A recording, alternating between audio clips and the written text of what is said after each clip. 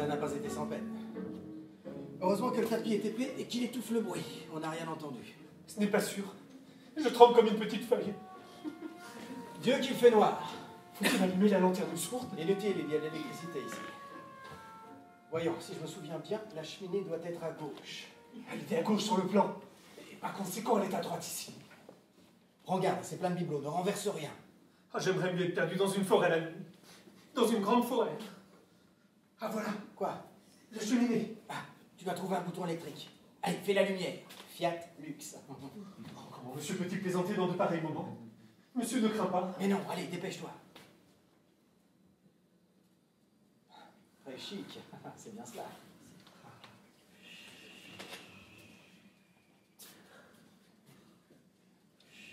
Ah, c'est original. Monsieur! Monsieur, là! Vous m'avez pas entendu? Quoi?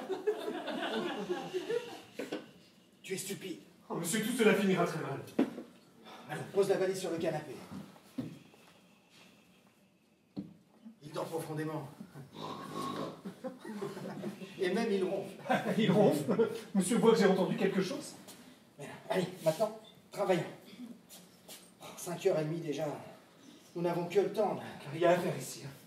Mazette. Et je me suis attardé bêtement au cercle cette nuit. Ah, et pour prendre une culotte énorme. Monsieur n'est vraiment pas raisonnable. Ne crains rien, nous allons la réparer ici.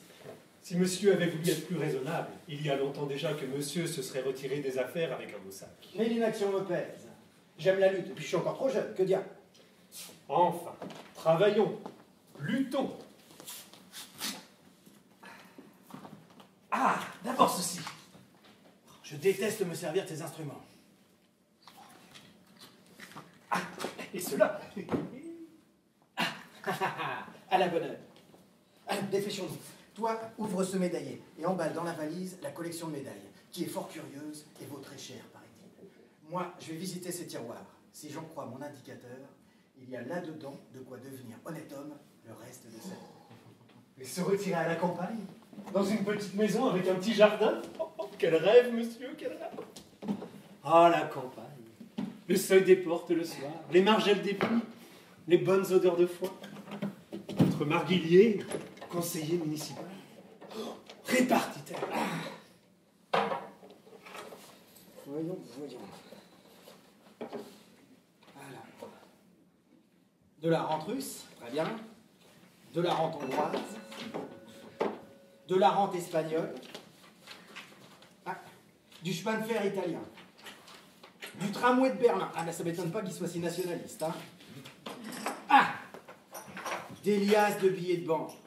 Et français, ceux-là. Vive la France. Alors, nous compterons plus tard.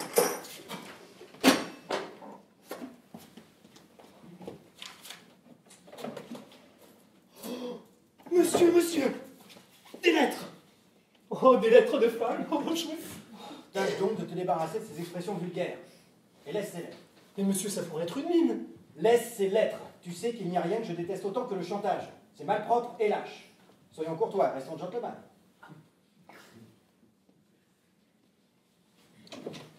Tiens, prends ceci, dans la valise.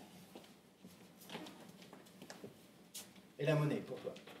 Merci, monsieur. Ah, c'est sûr que monsieur est un vrai gentleman. Elle est jolie. Elle est admirable. Je la crois de pas jour. Allez, dans la valise. Et délicatement, hein. Et cette tabatière, voyons. Ravissante. Oh, quelle délicieuse époque. Allez, dans la valise. Celle-ci. Non, trop moderne. Eh bien, mais tout cela n'est pas mal. On ne m'avait pas menti. Et, mais voilà une pendule. Une merveilleuse pendule. Sapristi, de premier ordre. Ah, il faut celle de monsieur le Carmondo. Oui. Mais ces petites figures, quel chef-d'œuvre. Et ce perlé. Moi aussi, je pourrais fort bien la léguer au Louvre. Allez, dans la valise. C'est pour la France. Ah, il y a du goût, hein. Il n'y a pas à dire. Comme c'est charmant et rare, un homme qui a du goût. Dépêchons-nous, monsieur. Voilà qu'il est bientôt 6 heures. Oui. Nom de Dieu! Imbécile que je suis. Monsieur! Quoi? J'entendais pas dans la chambre. On marche dans la chambre. Mais tais-toi! Mais c'est monsieur Messi! Mais je n'entends rien! Monsieur, je vous dis qu'on marche dans la chambre. Vite! Fuyons! Sapristi, tu as raison. Trop tard, nous sommes pris. Mon Dieu. Allons, de l'estomac et du chic. Madame. Dérange peut-être? Nullement. Ah, tant mieux. Mais entrez donc, madame, je vous en prie. Vous êtes bien aimable. Excusez-moi de vous avoir si maladroitement réveillé, mais ce n'est pas tout à fait ma faute.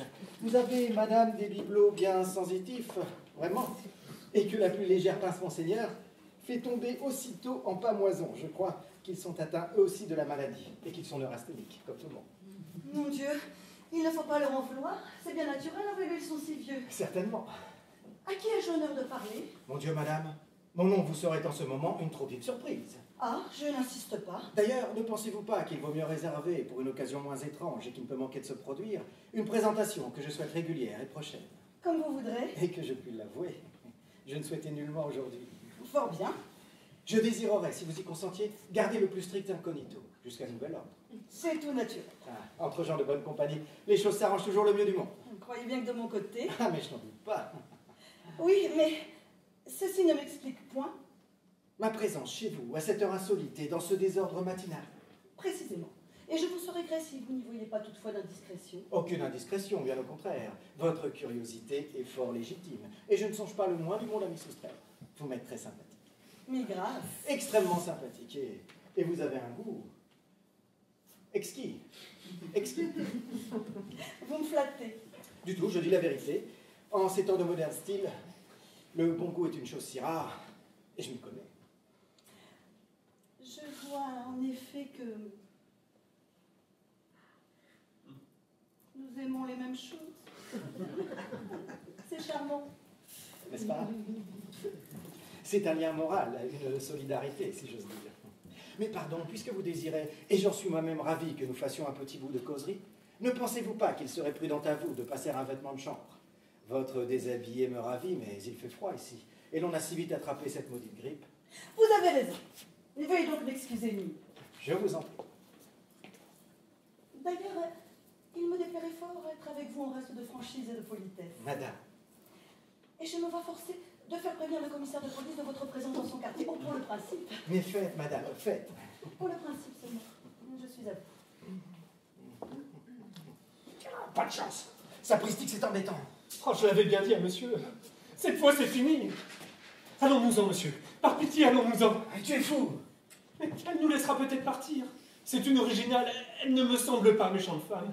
Mais pour Dieu, monsieur, allons-nous-en ici. Non, trêve de jérémiade. Et remets en place tous les objets que nous avons pris. C'est à recommencer, voilà. Mais monsieur est le diable. L'argent aussi. L'argent aussi. Il y a des moments où il faut savoir faire des sacrifices. La monnaie. Ma monnaie. La monnaie aussi. Oh, monsieur. Oh, monsieur. Oh, monsieur. Monsieur, monsieur, monsieur. Oh, adieu, campagne. Adieu, vache. Bourgeon. Mais te tairas-tu? Avec son instruction et son intelligence, monsieur aurait si bien pu, dans une bonne place ou dans une belle affaire, voler les autres sans danger, comme beaucoup d'honorables personnes que nous connaissons, monsieur et moi, et qui sont si tranquilles, et qu'on décore. Monsieur n'est vraiment pas raisonnable. Laissez, je vous en prie, ne vous donnez pas cette peine. Mon valet de chambre fera ça tout à l'heure. Mais Et il a l'habitude. nous aussi. Cela fait. Maintenant, monsieur, je vous écoute. Avant de commencer mon récit, je pourrais, madame, comme tout bon héros de roman, de théâtre, je pourrais me recueillir selon les rites du métier et revivre ma vie. Alors, il revécut sa vie. Eh bien non, madame, j'éviterai cette banalité. Je vous remercie. J'irai droit au but. Je suis un voleur professionnel. Disons le mot, bien qu'il sonne très mal aux oreilles délicates, un cambrioleur. Et je crois d'ailleurs que vous l'aviez deviné. Parfaitement. Cela fait honneur à votre perspicacité. L'habitude de la psychologie. Donc, je suis un voleur. Je me suis décidé à embrasser cette position sociale qu'après y avoir mûrement réfléchi et constaté que dans les temps troubles où nous vivions, elle était encore la plus franche et la plus honnête de toutes. Le paradoxe est joli, mais ce n'est qu'un paradoxe. vous allez voir. D'ailleurs, j'aime assez le paradoxe. Le vol, madame, et je dis le vol comme je dirais le barreau, le commerce, l'industrie, la littérature, la peinture, la finance, la médecine. Le vol fut une carrière décriée, parce que tous ceux qui s'y destinèrent jusqu'ici n'étaient que d'odieuses brutes, de répugnants vagabonds, des gens sans discernement, sans éducation, sans élégance, des gens qu'on ne peut vraiment pas recevoir chez soi. Je vous concède cela. Or, je prétends lui redonner un lustre auquel il a droit et faire du vol une carrière libérale, honorable et enviée. Vous y aurez du mal. Peut-être, comme tous les initiateurs, mais j'y arrive. Cette confiance vous honore. Après tout, il faut s'attendre à bien des choses aujourd'hui. Voyons. Ne nous payons pas de mots, madame. Pas de romantisme, si vous le voulez bien. Et envisageons la vie telle qu'elle est, dans sa réalité générale et quotidienne. Le vol est l'unique préoccupation de l'homme.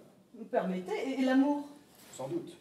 Mais pour conquérir l'amour, l'orner de toutes les beautés qui lui sont indispensables, il faut le payer, de quelque manière que ce soit. Or, qui dit payer, dit voler. Amusant, mais spécieux. Ne vous récriez pas et faites-moi la grâce de me suivre.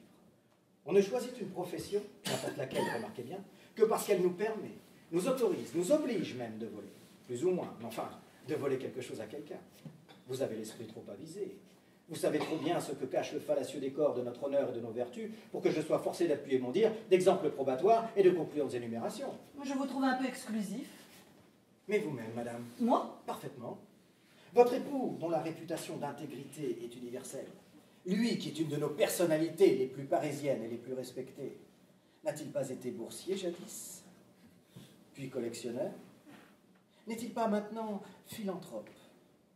Et voulez-vous me dire ce qu'une fortune comme la vôtre, acquise dans ces trois métiers, représente d'actes inqualifiables, de compromissions immorales, de canailleries sournoises ou violentes? Mon Dieu. À un certain point de vue, il y a peut-être du vrai. Évidemment, en nous plaçant sur le terrain d'une philosophie étroite ou d'un idéal sublime, cela peut soutenir. Notez que je ne vous connais pas, je ne sais rien de votre vie. Mais je généralise. Et je dis qu'un homme, par le fait seul qu'il gagne de l'argent, le vole.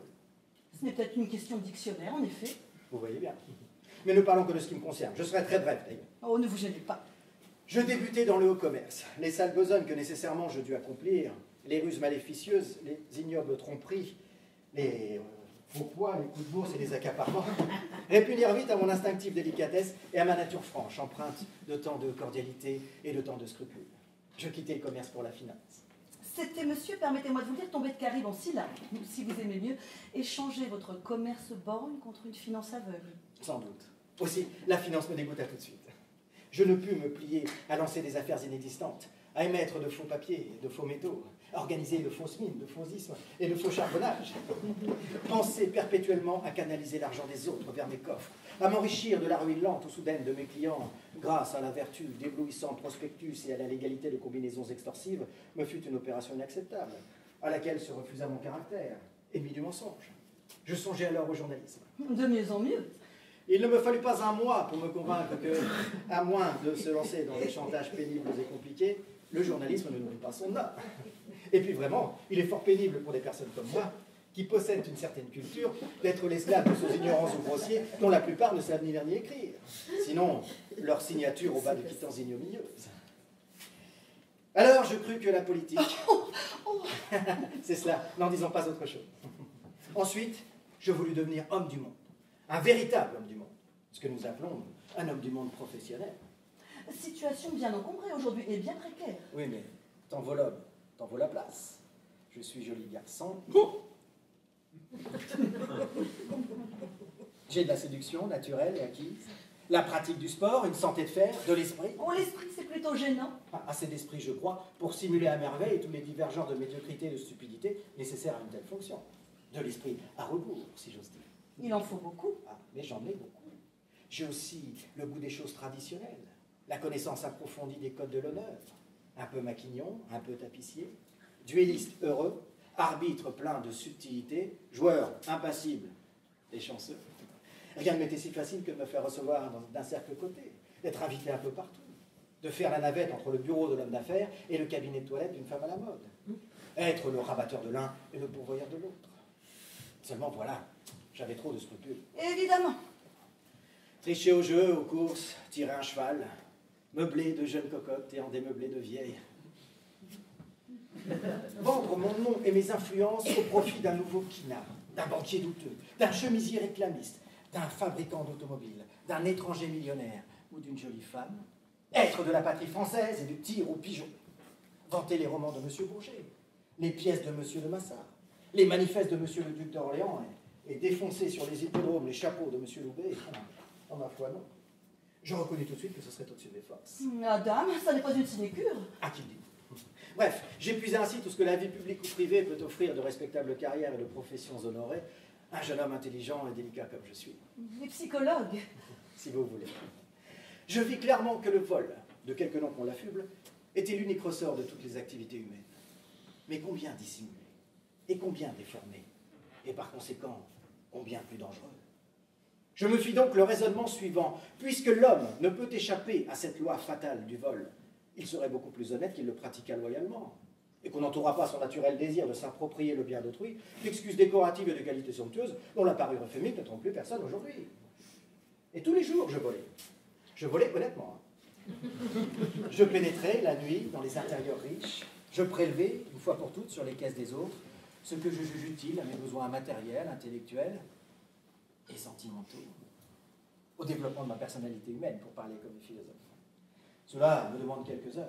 Entre une discussion au club et un flirt au bal, hormis ce temps, je vis comme tout le monde. Mieux que tout le monde. Et quand j'ai réussi un bon coup, je suis accessible à toutes les générosités. Vous êtes heureux? Autant que l'on peut l'être dans cette société mal faite et qui ne vit que du mensonge. Ce qu'il y a de sûr, c'est que ma conscience libérée ne me reproche plus rien. Car de tous les êtres que j'ai connus, je suis le seul qui ait courageusement conformé ses actes à ses idées et adapté hermétiquement sa nature à la vraie signification de la vie. Si tant est que la vie est une signification. Ah, voilà. En somme, la vie n'a que la signification que chacun veut bien lui donner. Peut-être, ce qui reviendrait à dire qu'à force d'en avoir beaucoup, elle n'en a plus du tout. Tout cela est bien compliqué. Enfin, vous êtes presque un apôtre. Mon Dieu, oui. Un apôtre un peu désabusé. Un rôle dangereux, parfois les apôtres finissent souvent très mal. Il y en a qui deviennent ministres, c'est vrai. Mais que voulez-vous? Il y a de jolies surprises, des compensations. Des aventures romanesques, galantes, des femmes, des petites femmes. Quelquefois. Souvent. Ne pourriez-vous me raconter? J'adore les histoires de femmes. Et le secret professionnel, madame? Sans mettre les mots. Eh bien, celle-ci, entre eux. Non, la plus curieuse en fait, mais la plus récente en date. L'avant-dernière nuit, je m'étais introduit dans l'appartement d'une très jolie petite cocotte. Je savais, autant qu'on peut savoir ces choses, qu'elle devait exceptionnellement coucher seule cette nuit-là. Et j'avais déjà rempli ma valise de nombreux bijoux et l'objet de prix. Quand soudain, tout à coup, avais-je fait trop de bruit, la porte de la pièce dans laquelle je travaillais s'ouvrit. Et là, bouleversée, terrifiée, les cheveux épars, à demi nus sous ses dentelles, la jolie cocotte apparut. Comme moi tout à l'heure? Ai-je besoin de vous dire, chère madame, que ce fut un moment 1000 fois moins beau et 1000 fois moins émouvant que celui où vous m'apparûtes, nue, vous aussi. N'insistez pas, monsieur. Je n'ai pas les mêmes prétentions, les mêmes ressources que cette dame. Continuez, je vous prie. Brune, Rousse.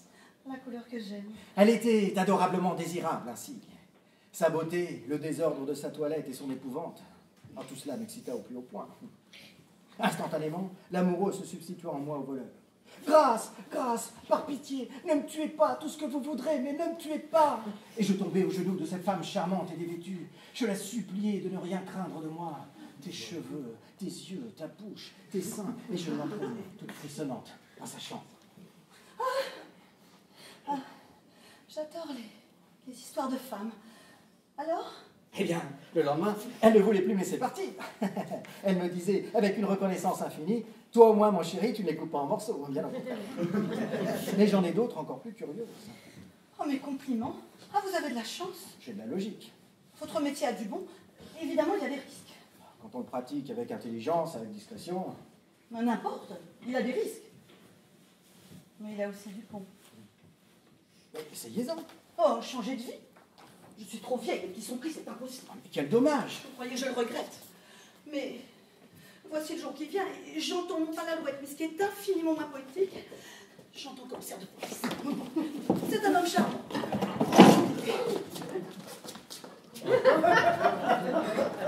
Bonjour, monsieur le commissaire. Qu'y a-t-il, chère madame? Qu'y a-t-il? Que vous arrive-t-il? Oh, pas grand-chose, monsieur le commissaire. Comment? Pour mieux dire, rien du tout. Rien du tout. Mais, chère madame, on ne dérange pas. un commissaire de police pour rien du tout. Et ces meubles forcés, ces tiroirs ouverts, ces objets épars,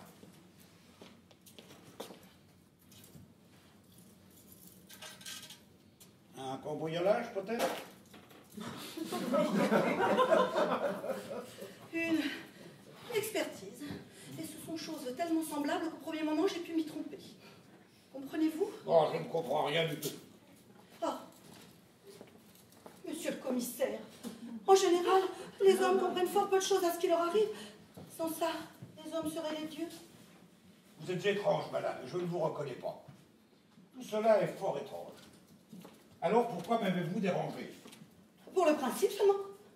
Oh, diable. C'est cela. Au revoir, monsieur. Mais madame. Au revoir, monsieur le commissaire. Oh, Au revoir. madame.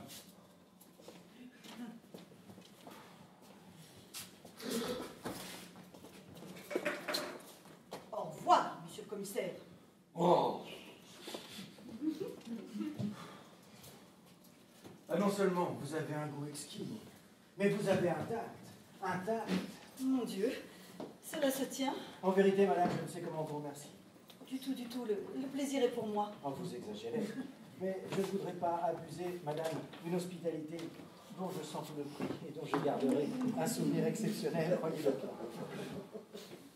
Malheureusement, les souvenirs se suivent et ne se ressemblent pas. Me ferez-vous le plaisir de partager mon petit déjeuner du matin? Merci, je ne pourrai. Et pourquoi donc? Mais voilà qu'il est presque 8 heures et je suis en habit. C'est fort ridicule. Je ne voudrais pas vous offusquer par une telle incorrection.